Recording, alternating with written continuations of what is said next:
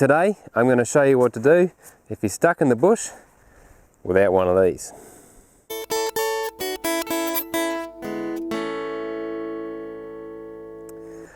Well, can you believe it? A virus has actually created a shortage of bog rolls. Now, often when you're travelling through the bush and camping in the bush and that sort of thing, you will always have one in the car or something like that. But sometimes you just have forgotten to put it in, or you've used it all up for some reason. You might have had the runs or something. So you need to have a backup plan. And of course, in the bush there's an endless supply of things that can be used as emergencies. So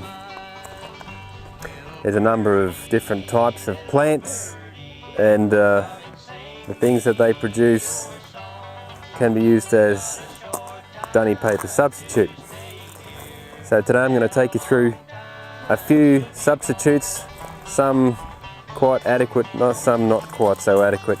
I'm going to start with the least appropriate, and I'm going to finish with the best one, the mother of all substitute toilet paper, and I think it's actually better than toilet paper. So, right now, before I get into specifics of plants, I need to talk about the characteristics you're chasing first, because you mightn't have the same plants growing in your district as I do, or even country. So you're chasing something that is both rough and smooth. Now, rough enough to do the job, to pick up some contents, and smooth enough that it's not going to take any skin off in the process. So let's start with the humble stick. Now, the humble stick is quite good because often you've dug yourself a hole, you're in a position where you can't reach out and grab something because you've either run out or forgotten it or something, and you reach around. The best thing to find is usually a stick, and you're after a stick that's something probably like this. Now that stick is a little bit sort of rough, and it's also smooth, so it's not going to leave any splinters, or there's nothing sort of sticking out from it that could jab you and do yourself a bit of harm. So yeah, that's the kind of stick you're chasing, and it's about that sort of thickness is right too, like that width. That's pretty good. Now, it's a plant here that I saw. It's okay, but you got to treat it with caution. Now, this is called old man saltbush, and it's called old man saltbush because it's the leaves are salty, and yeah, still quite a bit of salt on those, even though we've just had a rain recently. And even though these leaves, they look sort of nice and supple and soft and possibly rough enough to do the job, if you accidentally grab a branch that has got these sort of rough bits and these sort of dead bits in it, you're going to leave those behind. So if you drag those through your Mariana Trench, you're going to be in all sorts of trouble. So probably be in trouble until you can get your next wash. So I recommend stay away from old man saltbush.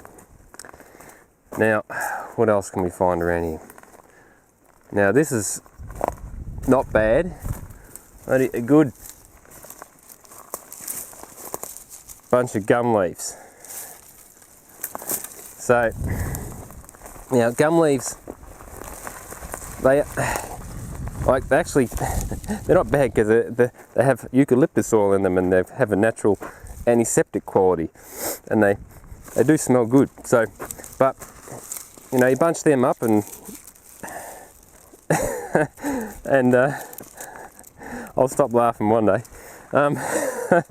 You bunch them up and drag them through, and they'll pick up a lot of content. So, and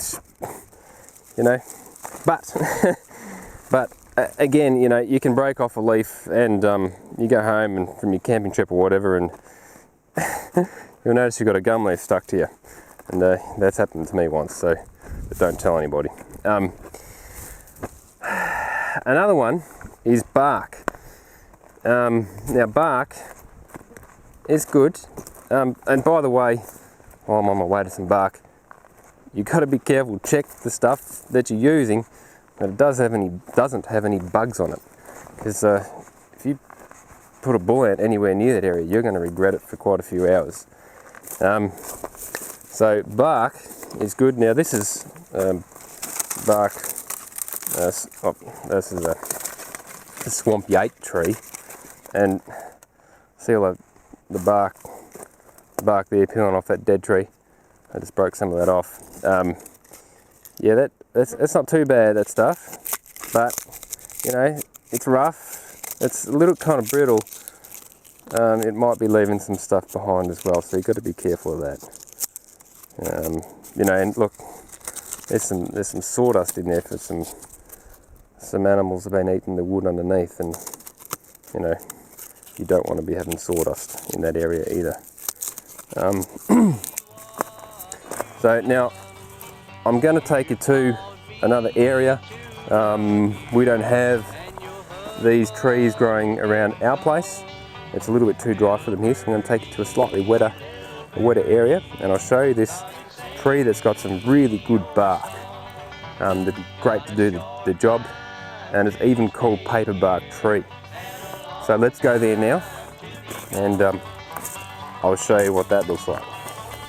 Now I've just arrived at the spot where there's some paper bark trees, and these trees here are specifically called prickly leaf paper bark.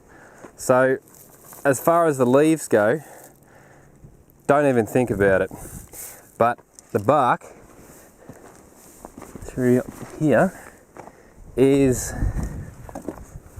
pretty good. Now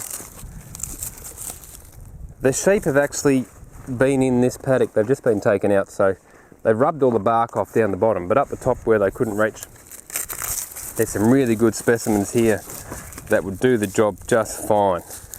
Now it is soft, and it's very much like paper.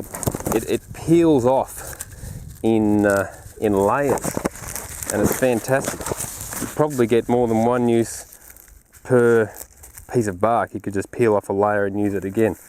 I don't know for sure, I've never used it before, but it's probably very good. I can just tell by the texture. Now, I want to take you to the next spot, which is the mother of all substitutes for toilet paper. And it's called kumbungi. It's quite thick. And on kumbungi, there's a flower. And the flower is quite unique to it. It's got this sort of a, I don't know if I can break it. There we go. Yeah, it's got this densely packed, fluffy material, and you wouldn't know it's fluffy until it matures. Now, before it matures, it is the best substitute toilet paper you could ever use. It's because every one of those little fibers there will grab a piece of crap, and it is fantastic. So, and it's also, like normal toilet paper, perfectly biodegradable. So that's it, folks. But oh yes, I'll say one more thing. Don't get the stuff when it's starting to seed, because when it's mature, if you get it too late and you start to rub that on your backside, you're going to have a heck of a time getting that off. So yeah, don't do that. Get it early. But if you do get it late, you should just where's that bit I chucked away? Yeah, you should just go right back, get rid of all the fluff, and it's reduced to a fairly thin stick. So if there's nothing else around, that probably would be better than nothing. But yeah, I wouldn't be using it. I'd probably find something else. Well, if you like that bit of education, please like and subscribe, and don't forget to turn on your notifications if you like this sort of stuff and you want to see more of it. And welcome to any new subscribers as well.